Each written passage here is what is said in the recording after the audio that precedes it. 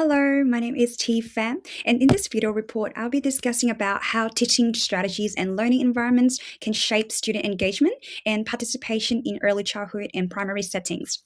This report mainly is based on my observations from two site visits. One is in an early child center and the other one which is in primary classroom.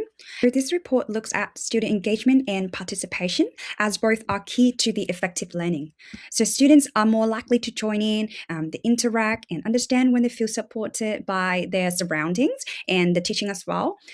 During my two site visits, I saw that engagement depended on more than just student ability or motivation, but for me, I think that it was also affected by the educator's guidance on how the activity was set up and the way of the room was arranged as well. So for this reason, I decided to explore how teaching strategies and learning environments either can help or limited participation into different educational settings. This report is based on my site visit observation sheets and also from the course reading as well.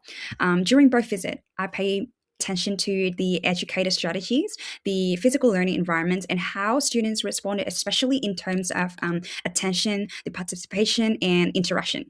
Early child setting, I observed in a toddler room with a really well organized area for they separate the each section out. However, in the primary classroom, I can observe more structured lesson, which is in literacy and science. I'm going to start with the early child setting first. During the observation, I saw that the center learning environment was clearly organized into different areas for play. The social interaction, for example, they have like a dramatic play, dressed up play corner, and a block table. So children can interact through there, and they have the quiet learning. Educators were positioned around the room which supported supervision and allowed them to respond quickly to children's needs. In the toddler room, I observed one child was sometimes had difficulty with maintaining concentration and following directions for extended period of time. This child, however, he recognized certain aspects of teaching that were beneficial to him. I saw that particularly singing. Clapping, and one of the educator read him the animal books, which is attract him back to the activities. These strategies suggest that engagement in early childhood is closely connected to how the educator responds, which is the responsive teaching, the play-based learning, and children interest. Also showed that children do not all participate in the same way, even when they are in the same environment. Heading to the primary classroom, the engagement in here was more organized and focused on specific tasks.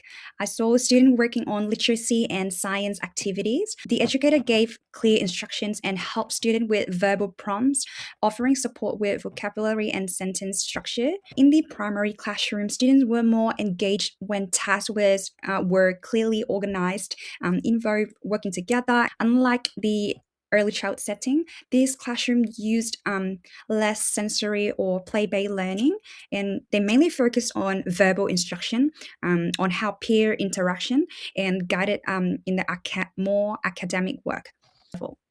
One pattern I noticed in both settings was that the educator guidance had a big impact on how students engage. In the early child room, one-on-one prompts helped to keep children's attention and made the transition become smoother. In the primary classroom, they have more clear instructions, verbal prompts, and scaffolded responses help students stay involved. This aligned with Vygotsky's sociocultural theory, which holds that learning occurs through interaction with more knowledgeable others. In both settings, the educator did more than just deliver content. They also help students take part. In this observation also relate to behaviorist ideas like using cues, building up the routines, and reinforcement to support attention and behavior. Another important pattern was that the physical and social environments affected how students participated. In the early child setting, they have more organized play area, which is encourage exploration, the language development, and independent choices. However, some of the material also distracted children from the teacher instructions, showing that the environment can both help and compete for their attention. In the primary classroom, they have structured sitting and a group task, encouraged discussion, and kept students involved. This finding related to Bronfenbrenner's ecological system theories, which says that learning is shaped by the environment and system around students. They also fit with constructivist best ideas, since students build understanding by interacting with material, with their peers, classmates, and educator guidance. This supports the idea that learning always happens in context. So engagement depends not just on the learner, but also on where and how learning happens. Student engagement is not just an individual trait, it is more about how it's shaped by educator guidance, routine, the classroom setup, and opportunities for children to participate in ways that fit their stage of development. Report. Thank you so much for watching.